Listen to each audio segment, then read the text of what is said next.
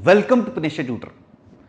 पंजाब में आम आदमी सरकार ने पहला फुल फ्लैज बजट प्रेजेंट कर दिया। ओवरऑल आम आदमी पार्टी का पंजाब में ये सेकंड बजट था। पंजाब के फाइनेंस मिनिस्टर हरपाल सिंह चीमा ने ये सेकंड बजट पंजाब की लेजिस्लेटिव असेंबली में प्रेजेंट किया। ये जो बजट है अराउंड 1,96,000 करोड़ का है और इस बजट के साथ साथ पंजाब सरकार ने पिछले साल का इकोनॉमिक सर्वे भी प्रेजेंट किया, जो कि पिछले साल के इकोनॉमिक एक्टिविटी, सोशल एक्टिविटी जो भी पंजाब सरकार ने बजट में प्लान किए थे और पुराने सालों के जो भी अचीवमेंट थे उसके बारे में डिटेल एनालिसिस प्रोवाइड करता है। बजट अगर संवैधानिक तौर पे देखें तो बजट जो है एक एस्टिमेटेड स्टेटमेंट होता है इनकम एंड एक्सपेंडिचर का। बच्चों ध्यान से, पंजाब सरकार ने इस बारी प्लान किया है कि 26,000 से ज्यादा वो जॉब्स निकालेंगे। तो इस बारी चांस पूरे हैं कि इस बजट से सवाल डेफिनेटली कोई ना कोई आएगा। तो इसलिए कॉपी पेन उठा लो और एक एक पॉइंट नोट कर लो, स्निपेट्स बना लो ताकि आप उसे बार बार रिवाइज कर सको। डेफिनेटली कोई ना कोई सवाल बजट से इस बारी आएगा और जो मैंने आपके सामने ये फैक्ट रखे हैं, जो कॉन्सेप्ट समझा रहा हूं, वहां से तो डेफिनेटली एक आधा सवाल पूछ लेते हैं। ये बजट जो है अराउंड 1,96,462 करोड़ का है, लगभग 2 ट्रिलियन के करीब का है और पिछले साल के मुकाबले में ये 26% ज्यादा है। पिछले साल जो बजट प्रेजेंट किया था पंजाब सरकार ने वो 1,55,859 करोड़ का है और पंजाब सरकार इस पे वाहवाही भी लूट रही है कि ये जो इंक्रीमेंट है इन्हें बिना किसी टैक्स को लगाए इन्होंने इंक्रीमेंट किया है, यानी कि नया कोई टैक्स नहीं लगाया है, बिना नए टैक्स के ये इंक्रीमेंट है। तो 1,96,462 करोड़ का ये बजट है। आगे बात करेंगे कि ये बजट जो है कहां कहां खर्चा जाएगा और ये 1,96,000 करोड़ कहां से लाएंगे, इसके बारे में भी जिक्र करते हैं। लेकिन उससे पहले कुछ क्रिटिकल इंडिकेटर्स में से एक इंडिकेटर आता है ग्रॉस स्टेट डोमेस्टिक प्रोडक्ट। ये ग्रॉस स्टेट डोमेस्टिक प्रोडक्ट क्या होता है, कॉपी ले लो और लिख लो इसको। जीडीपी इसे नेशनल लेवल पे कहते हैं, जब स्टेट का निकालते हैं तो जीएसडीपी बन जाता है। Basically whatever goods and services produced with in the boundary of A state, that is called GSDP. यानी कि जो भी सर्विसेज और सेवाएं जो राज्य के बाउंड्री के अंदर प्रोड्यूस किए जाते हैं एक साल के अंदर, उसे जीएसडीपी कहते हैं। अब एक क्वेश्चन आता है कि क्या हम सेकेंड हैंड कार जो बेचते हैं वो इसका पार्ट है? नहीं, सेकेंड हैंड कोई भी आइटम इसका पार्ट नहीं है। बिल्कुल न्यू आइटम जो भी प्रोड्यूस होती है with in A boundary of a country या स्टेट, उसे जीएसडीपी कहते हैं। तो हमारे सरकार का, हमारे पंजाब का जो जीएसडीपी है वो कितना रहने वाला है? ये इस साल यानी कि 2022-23 में पंजाब सरकार उम्मीद करती है कि 6,38,023 करोड़ हमारी जीडीपी होगी और ये इस बारी बढ़ के, जो कि 9.5% से बढ़ेगी, 6,98,635 करोड़ हो जाएगी। यानी कि 9.5% से बढ़ेगी। ये भी करंट प्राइस मतलब आज के प्राइस, मार्केट प्राइस के हिसाब से 2023-24 में ये 9.5% ग्रोथ करके 6,98,635 करोड़ हो जाएगी और जो कि 2021-22 में ये 5,83,891 करोड़ थी, जो कि बढ़ के 9.24% से 6,38,023 करोड़ हो गई 22-23 में। यानी कि आपकी जो जीडीपी है अराउंड 7 लाख करोड़ हो जाएगी इस साल। अगर हम बात करें कि परसेंटेज के हिसाब से इकोनॉमिक सर्वे क्या कहता है, इकोनॉमिक सर्वे जो आया है 2022-23 का, वो कहता है कि देखो इस साल यानी कि 2022-23 में हमारी जो जीडीपी होगी वो 6.1% से ग्रो करेगी और पीछे 2021-22 में ये कांस्टेंट प्राइस। अब सोचो कांस्टेंट प्राइस क्या है? बेसिकली कांस्टेंट प्राइस एक कंपैरिजन प्राइस होता है, यानी कि हमने अपना कंपैरिजन ईयर, बेस ईयर जिसे कहते हैं, वो 2011-12 ले रखा है। इस बेस ईयर से हम कंपैरिजन करते हैं। इससे ये होता है कि इन्फ्लेशन का जो एंगल है वो निकल जाता है।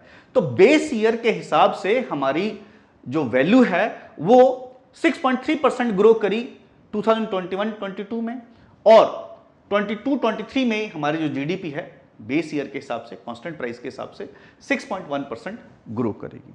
अब थोड़ा सा नेशनल लेवल पे कंपैरिजन कर लें तो आप देखोगे पंजाब की जो जीडीपी है 2015-16 से 22-23 तक, यानी कि पिछले 7 सालों में 4.7% से ग्रो करी है। और अगर आप देश के हिसाब से कंपैरिजन करो तो इस बारी 2022-23 में 7% से इंडिया की ग्रोथ होगी और 6.1% से पंजाब की ग्रोथ है, यानी कि इंडिया की ग्रोथ कंपैरेटिवली ज़्यादा है, पंजाब को और मेहनत करनी पड़ेगी। एक टाइम था 2019-20 में जब दोनों की ग्रोथ लगभग सिमिलर थी, लेकिन 2014-15 में दोनों में काफ़ी गैप था। इस बार भी 1% का गैप है। उम्मीद है कि आने वाले वर्षों में पंजाब की जीडीपी नेशनल लेवल से ज़्यादा ग्रो करेगी। अगर हम पंजाब के इकॉनमी में अलग अलग सेक्टर का कंट्रीब्यूशन देखें तो एग्रीकल्चर का जो कंट्रीब्यूशन है, एग्रीकल्चर लाइट सेक्टर का, पंजाब की जीडीपी में 29% के करीब योगदान है, और एग्रीकल्चर जो है 25% लोगों को एम्प्लॉयमेंट प्रोवाइड करता है। वहीं इंडस्ट्री जीडीपी में इसका 25% कंट्रीब्यूशन है, यानी कि एग्रीकल्चर से कम है। इसका मतलब आप कह सकते हो कि पंजाब जो है एक मेजॉरली एग्रीरियन इकॉनमी है। इसका 36% एम्प्लॉयमेंट में शेयर है। मेजर जो चंक है हमारे इकॉनमी का वो है सर्विस सेक्टर का 45% के करीब, 45.9% अगर एग्जैक्टली बात करें तो इसका एम्प्लॉयमेंट में जो शेयर है 38.5% है। तो ये आपने देखा segregation employment point of view से भी, और हमारे जीडीपी में किसका कितना योगदान है। तो ये नोट करने वाली बात है, पेपर में डेफिनेटली सवाल पूछेंगे। एक और इंडिकेटर है per capita income. Per capita income भी बहुत अच्छा इंडिकेटर होता है कि यानी कि अगर हम अपनी स्टेट को, जीडीपी को जितने लोग हैं उससे डिवाइड करते हैं तो कितने लोगों के हिस्से इनकम आती है। तो हमारे स्टेट की 1,73,873 लाख, मतलब अराउंड 1,73,000 रुपए जो है 2022-23 में पर कैपिटा इनकम थी, जो कि नेशनल लेवल से ज़्यादा है। अच्छी बात है। नेशनल लेवल पे वही 2022-23 में ये 1,70,622 लाख रुपीस थी। इतनी national level per capita income है। अच्छा है, और ये डिफरेंस बढ़ना चाहिए। अब इस बजी के बजट की बात करते हैं। सरकार कहती है कि हमने कोई नया टैक्स नहीं लगाया, फिर भी हमने अपने बजट को 26% से बढ़ा दिया। 20% हमने एग्रीकल्चर में खर्च करना है, यानी कि सरकार एग्रीकल्चर में ज्यादा फोकस कर रही है। 12% हाइक एजुकेशन में है, यानी कि 12% इन्होंने खर्च एजुकेशन में करना। हालांकि अगर हम एक्चुअल फिगर के हिसाब से देखें तो सबसे बड़ा शेयर इसी को जाता है। 42% ट्रांसपोर्ट सेक्टर में, यानी कि उम्मीद है कि सड़कें अब बेहतर हो सकती हैं। 36% जो है एम्प्लॉयमेंट जनरेशन में, और 11% जो हाइक है वो हेल्थ एंड फैमिली वेलफेयर में सरकार ने किया है। ये हाइक्स हैं, ये थोड़ा सा आप याद रखो।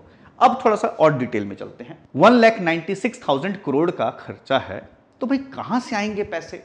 तो रेवेन्यू रिसिप्ट मतलब सरकार के अपने टैक्सेस से, नॉन टैक्स रेवेन्यू, यानी कि सरकार को कोई पब्लिक सेक्टर अंडरटेकिंग है, जैसे सरकारी बसें चलती हैं, उससे भी तो कमाई होती है, टोल से।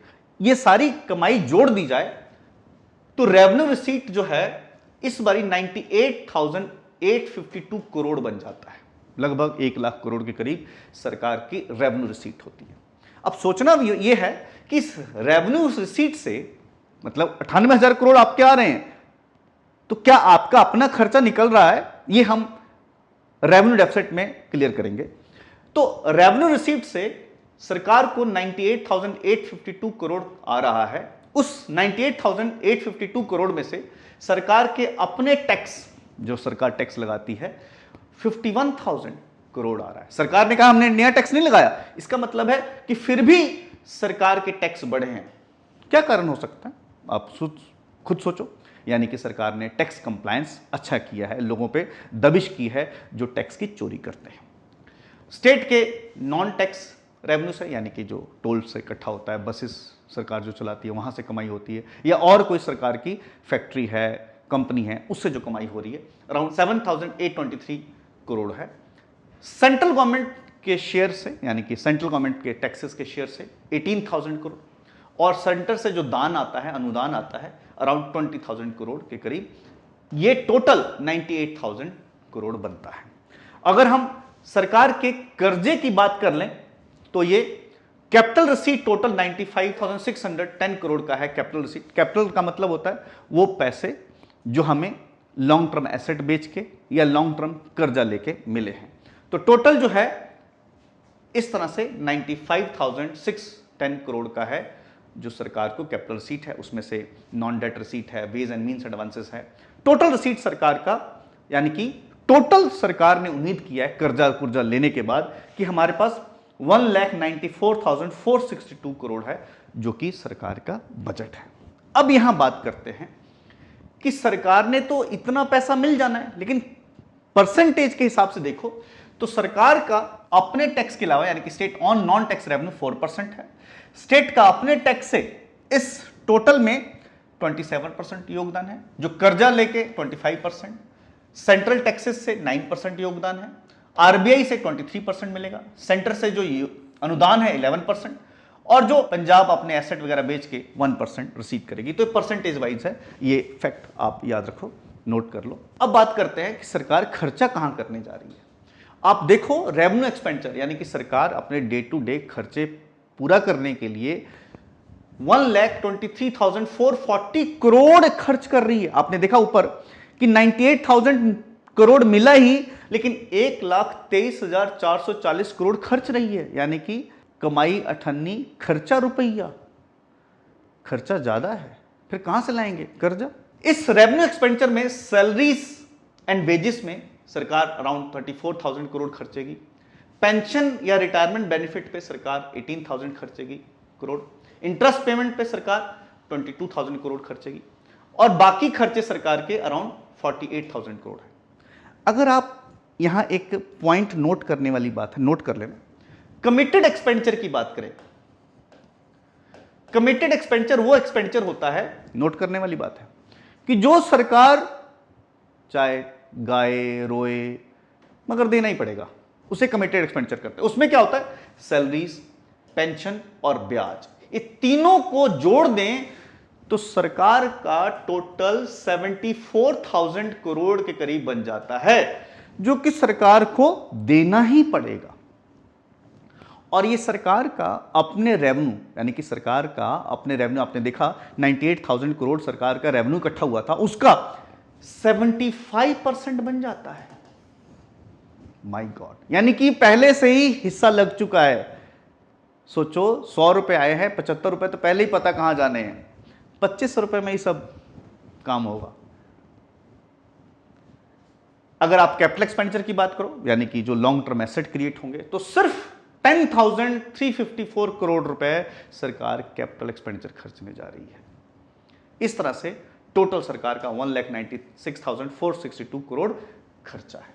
अगर हम कंपोजिशन देखें तो पावर सब्सिडी पे ही 15% शेयर है जी, पावर सब्सिडी का, फ्री में बिजली पानी। पेंशन पे 14%, सैलरीज देने हैं 26% हिस्सा है जी, ब्याज पे 16%, capital expenditure 8%, other revenue expenditure 17%, और जो लोकल गवर्नमेंट्स को देना है 4%। इस तरह से ये परसेंटेज वाइज डिवोल्यूशन है, नोट कर लेना इसको। पेपर में ऐसा स्टेटमेंट पूछ सकते हैं, खासतौर पे ब्याज का पूछ सकते हैं, पावर सब्सिडी पे पूछ सकते हैं, या सैलरी पे कितना खर्चा होता है वो परसेंटेज पूछ सकते हैं। एग्जैक्ट फिगर तो नहीं पूछते हैं, लेकिन परसेंटेज वाइज पूछ सकते हैं। अब जो पावर सब्सिडी में आप देखोगे 20,243 करोड़ जो मुफ्त की बिजली दे रही है सरकार, इस पे जा रहा है। और 547 करोड़ जो सरकारी बसों में महिलाओं को फ्री पैसेज मिलता है उस पे खर्च करने जा रहे हैं। ये फ्री बीज का कितना असर होगा आप थोड़ा सा वेट करो और देखो। इस फ्री बी का असर यह हुआ कि सरकार का जो कर्जा है वो बढ़ता जा रहा है। सरकार का कर्जा इस बारी 3 लाख करोड़ के करीब पार हो गया। आप अगर बजट देखोगे तो सरकार का कर्जा 2021-22 में 2,81,772 करोड़ था, जो कि 22-23 में 3,05,361 करोड़ हो गया, पार हो गया। अब इस बारी 3,47,542 करोड़, मतलब 3.5 ट्रिलियन कर्जा। आपने अभी जीडीपी पढ़ा था ना, स्टेट की जीडीपी, मैंने क्या कहा था, अराउंड 7 लाख करोड़ है ना, 7 ट्रिलियन। तो सोचो 7 लाख करोड़ आप कमा रहे हो और उसमें से 3.5 लाख करोड़ आपका कर्जा ही है। आसान से शब्दों में 10,000 कमा रहे हो और 4,600 रुपए कर्जा है। ये जीएसडीपी का, नोट कर लो इसे, 46.81% जो है वो हमारा कर्जा है। इस बारी अनुमान है सरकार का। और अगर पुराना देखें तो वो भी 45.81% है, कोई ज्यादा फर्क नहीं है, 1% का बढ़ ही रहा है सगो। तो जीएसडीपी का 46.81% हमारा कर्जा रहने वाला है। इस कर्जे में इस बारी सरकार ने, मतलब इस साल जो जा रहा है, अराउंड 15,946 करोड़ प्रिंसिपल अमाउंट वापस कर दिया, बड़ा अच्छा है। और 20,100 करोड़ ब्याज वापस किया है, मतलब ब्याज चुकाया है। My God. और इस साल यानी कि इस बजट में सरकार की उम्मीद है कि 16,626 करोड़ प्रिंसिपल अमाउंट वापस करेगी और ब्याज पे कितना देगी, 22,000 करोड़ के करीब, ह्यूज अमाउंट। अगर थोड़ा और डेट पे कंपैरिजन कर लें तो 2019-20 में सरकार का बजट था 1,58,000 करोड़, कर्जा 2,29,000 करोड़। 2021 में बजट बढ़ा 154 यानी कि कम हो गया और कर्जा 249। 21-22 में 1,68,000 करोड़ बजट था, कर्जा 2,61,000 करोड़ हो गया। और 22-23 में 1,55,859 करोड़ था और कर्जा 2,92,000 करोड़ पे हो गया, मतलब 3 लाख करोड़ के करीब आने वाला है। और इस बारी बजट 1,96,492 करोड़ है और कर्जा 3,27,051 करोड़ हो गया, यानी कि 3 लाख करोड़, 3.5 लाख करोड़ के करीब पहुंचने वाला है। अब बात करते हैं फिस्कल डेफिसिट। बहुत अच्छा इंडिकेटर है, इसे भी नोट कर लो, डेफिनेटली पूछेंगे। फिस्कल डेफिसिट क्या होता है? फिस्कल डेफिसिट सरकार की बोरोइंग करने की जो रिक्वायरमेंट है वो होता है। यानी कि सरकार ने बजट बना लिया तो सरकार सारे सोर्सेस से देख के, यानी कि यहां से रेवेन्यू आ जाएगा, यहां एसेट बेच के आ जाएगा, उसके बाद भी सरकार को कितना घटता है, यानी कि सरकार कितना फर्दर लोन लेगी इस बारी के बजट को पूरा करने के लिए, वो फिस्कल डेफिसिट में आता है। यानी कि नोट कर लो, fiscal deficit is all borrowing requirement of the government of the year. ये क्या है? फिस्कल डेफिसिट है, नोट कर लो। 4.98% ऑफ जीएसडीपी, इस बारी हमारे जो जीडीपी है जो अराउंड 7 लाख करोड़ होने वाली है, उसका 4.98% जो है वो फिस्कल डेफिसिट है। और इसको अगर हम फिगर्स में देखें तो 34,784 करोड़, 34,000 करोड़ के करीब सरकार कर्जा लेगी। और प्राइमरी डेफिसिट, ये भी नोट कर लो, प्राइमरी डेफिसिट जो होता है, अगर ये कर्जे नहीं होते, ब्याज नहीं देना होता, तो हमें कितना कर्जा लेने की जरूरत पड़ती। यानी कि अगर सरकार का पुराना कर्जे का बर्डन ना होता, ना ही ब्याज देना होता, तो सरकार को कितना कर्जा लेना पड़ना था?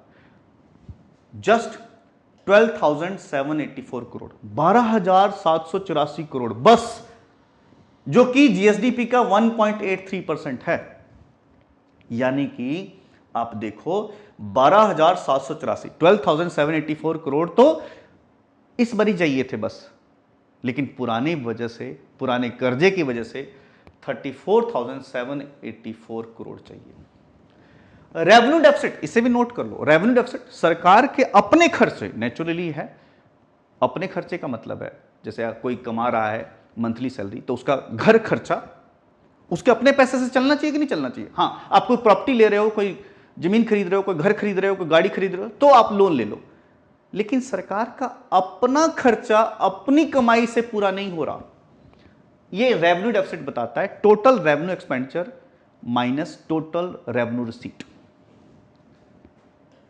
24,588 करोड़ मतलब 24,000 करोड़ के करीब सरकार कर्जा ले रही है, अपना कर्जा, अपना खर्चा चलाने के लिए।